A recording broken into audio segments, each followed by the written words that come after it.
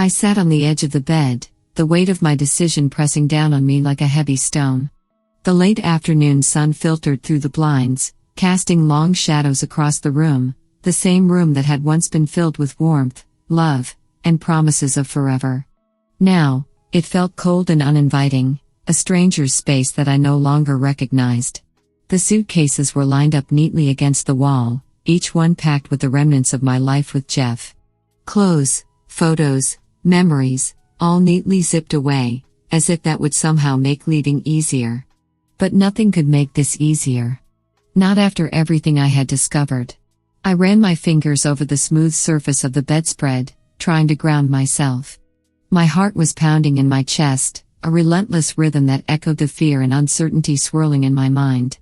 Was I doing the right thing? Could I really walk away from the life we had built together? The answer came to me, clear and unwavering, yes. Yes, I could. The sound of the front door opening startled me, and I straightened up, my heart racing even faster. Jeff was home. Amy? His voice echoed through the hallway, casual and unsuspecting. You here? I swallowed hard, forcing myself to stand. In the bedroom, I called back, trying to keep my voice steady. I had rehearsed this moment 100 times in my head, but now that it was here, I wasn't sure I could go through with it. Jeff appeared in the doorway, a tired smile on his face. He looked every bit the man I had fallen in love with, tall, with sandy blonde hair that was slightly tousled from the wind, and those piercing blue eyes that had once made me feel like I was the only woman in the world. But now, all I could see was the betrayal hidden behind them. His smile faltered as he took in the sight of the suitcases. What's going on? He asked, confusion lacing his tone. I took a deep breath, willing myself to be strong. I'm leaving, Jeff. He blinked, as if he hadn't heard me correctly. Leaving? What do you mean, leaving? I folded my arms across my chest, more for protection than anything else. I'm leaving you, Jeff. I'm taking all my belongings, and I'm moving out. The color drained from his face, his eyes widening in shock. Amy, wait. What are you talking about? Why are you doing this? I hesitated, but only for a moment. I know about the affair, Jeff. Silence. The kind of silence that seems to stretch on forever, where every second feels like an eternity. I watched as the realization dawned on him, his face crumbling as he processed what I had just said. What? What are you talking about? His voice was barely a whisper now, his bravado gone. Don't play dumb, Jeff. I know everything. I found out weeks ago, and I've been planning this ever since. I could hear the anger creeping into my voice, years of pent-up frustration finally bubbling to the surface. You think I'm stupid? That I wouldn't notice the late nights, the excuses, the lies? He opened his mouth to protest, but I cut him off. And before you try to deny it, I've already told your parents. I thought they deserved to know the kind of man their son turned out to be. The shock on his face deepened, his mouth opening and closing like a fish out of water. For once, he was speechless. You told my parents? He finally managed to croak, disbelief etched in every word. I nodded, holding his gaze. Yes. I told them everything. How you betrayed me, how you threw away our marriage for some cheap fling. They were shocked, Jeff. Disappointed. They couldn't believe their perfect son would do something like this. He collapsed onto the bed, his head in his hands. I didn't mean for this to happen, he muttered, his voice muffled. It was a mistake, Amy. I made a mistake. A mistake? I repeated, my voice rising. A mistake is forgetting our anniversary, or leaving the toilet seat up. This was a choice, Jeff. A deliberate choice to destroy everything we had. He looked up at me, his eyes filled with desperation. Amy, please. We can fix this. I'll end it. I'll do whatever it takes to make it right. Just don't leave me. I felt a pang of sadness, but it was quickly overshadowed by anger. It's too late for that. You made your bed, Jeff. Now you have to lie in it. I turned away from him, grabbing the handles of my suitcases. I'm done. I deserve better than this. Better than you. He didn't respond. He just sat there, staring at the floor, his world crumbling around him. As I walked out of the room, out of the life we had built together, I felt a strange mix of emotions: sadness, anger, relief. But most of all, I felt a sense of finality. This chapter of my life was over. I was free. I had imagined that once I left Jeff, I'd finally have the peace and space I needed to rebuild my life. The apartment I found was small but cozy, with just enough room for me and the few belongings I had taken with me. It wasn't much, but it was mine, a sanctuary where I could breathe again. But that peace was short-lived. It started 2 weeks after I moved out. I was coming home from work, juggling a bag of groceries and my keys, when I noticed a moving truck parked in front of my old house. For a moment, my heart skipped a beat. Was Jeff already moving on? Had he found someone else to take my place so quickly? But as I approached, I saw them, Jeff's parents, Marion and Robert, supervising a group of movers as they carried furniture into the house. My stomach churned. What were they doing here? Before I could stop myself, I marched up the driveway, my pulse quickening with each step. Marion, a tall woman with impeccably styled gray hair and an air of superiority, spotted me first. Her face twisted into a tight-lipped smile that didn't reach her eyes. "Amy," she said in that condescending tone she always used with me. What a surprise. "Marion," I replied, forcing my voice to remain calm. "What's going on? Are you moving in?" She exchanged a glance with Robert, who stood silently beside her, his arms crossed. He was a man of few words, but his presence was always intimidating.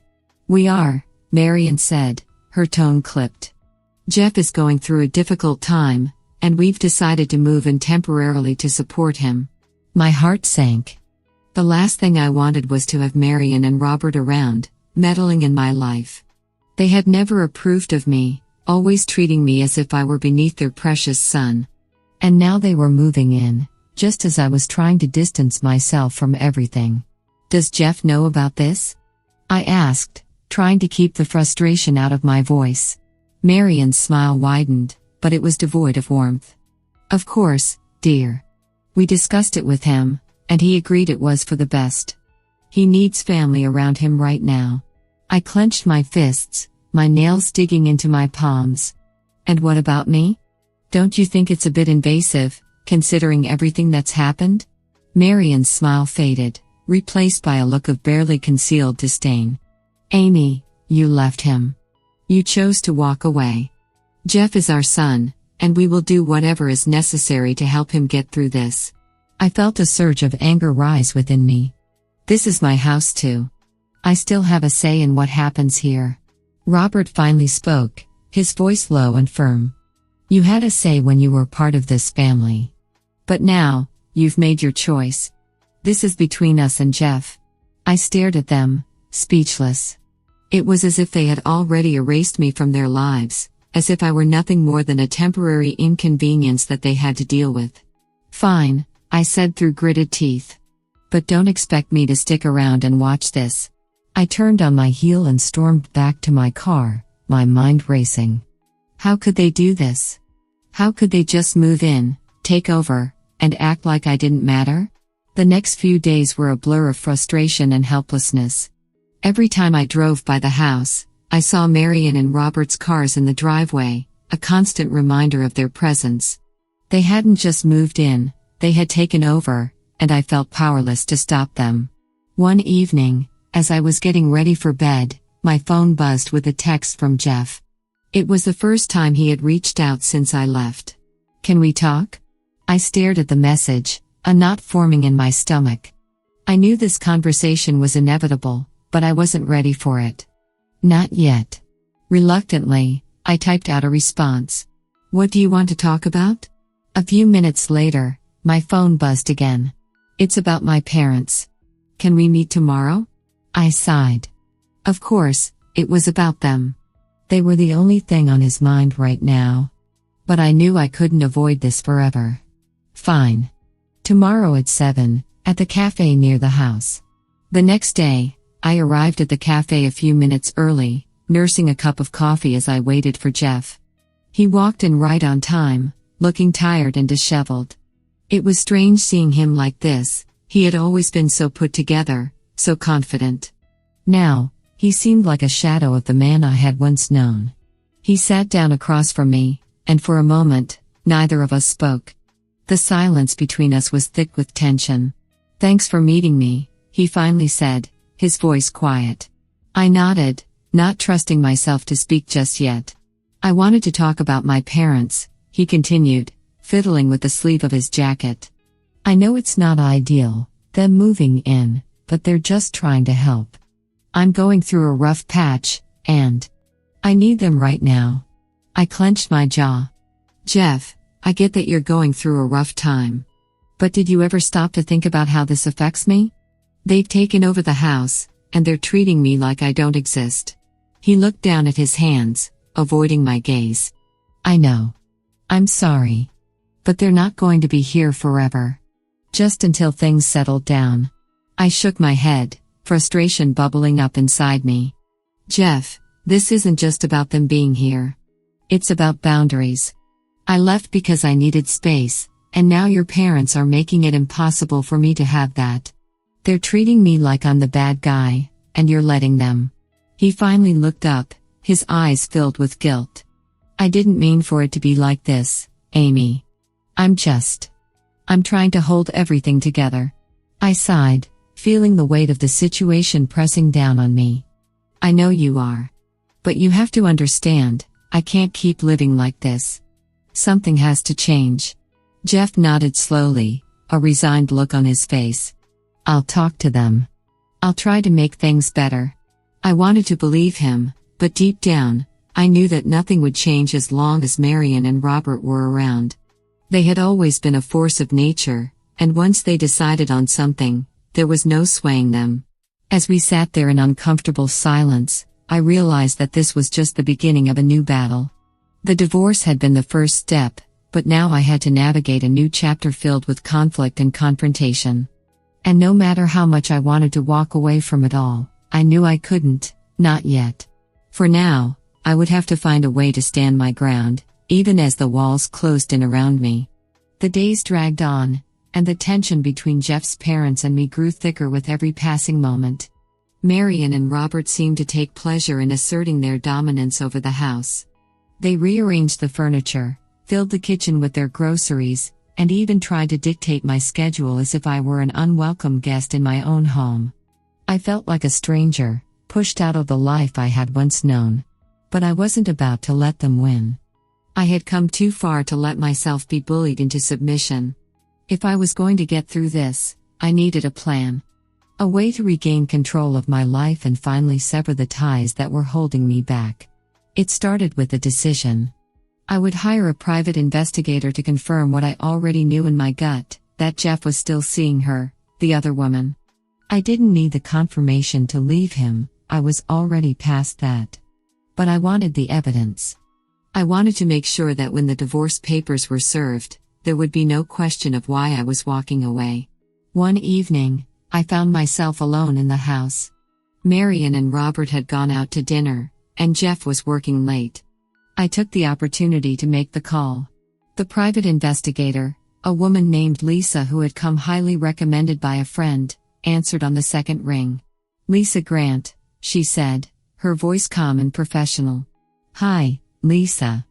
My name is Amy," I began, my voice trembling slightly. I need your help." After a brief conversation, during which I explained the situation, Lisa assured me that she would take the case. "I've handled cases like this before," she said. "I'll find out what you need to know." "Thank you," I replied, relief washing over me. "I just want the truth."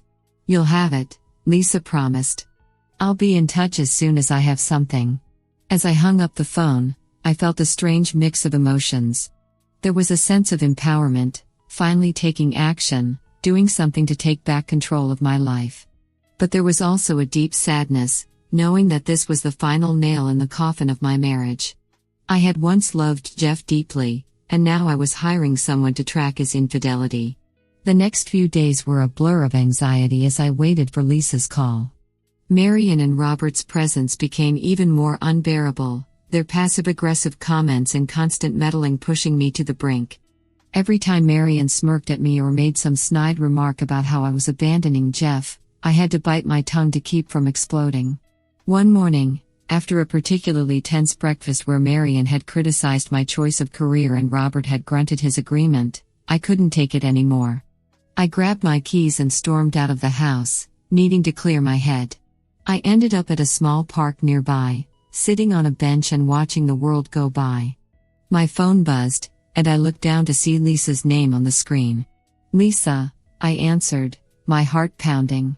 "Do you have something?" "I do," she replied, her voice steady. "I've been following Jeff for the past few days. He's still seeing her, Amy. I have photos, timestamps, everything you need." I closed my eyes, trying to steady my breathing. "Thank you, Lisa. Can you send me the information?" "I'll email it to you tonight," she said. "And if you need anything else, just let me know." After we hung up, I sat there for a long time, staring at the trees swaying in the breeze. I had the proof I needed. Now it was time to act. That evening, when I returned home, I was determined. I would start making arrangements to leave. Quietly, without drawing attention to myself, I began packing up my belongings, clothes, important documents, personal items. I focused on the things that were mine, the things I had brought into the marriage. The hardest part was sneaking everything out of the house without Marian and Robert noticing. I waited for moments when they were out or distracted, carefully loading my car piece by piece. It took days, and the whole time, I felt like I was living on the edge of a knife, constantly afraid that they would catch on to what I was doing. One evening, as I was packing up a box of kitchen supplies, Marian walked into the room. I froze, my heart hammering in my chest. "What are you doing?" she asked, eyeing the box suspiciously. I forced a smile, trying to keep my voice casual. "Just organizing some things. It's been a mess in here for a while." Marian raised an eyebrow, clearly not convinced. "You've been spending a lot of time organizing lately. Are you planning something?" I swallowed hard, meeting her gaze. "No, just trying to get things in order."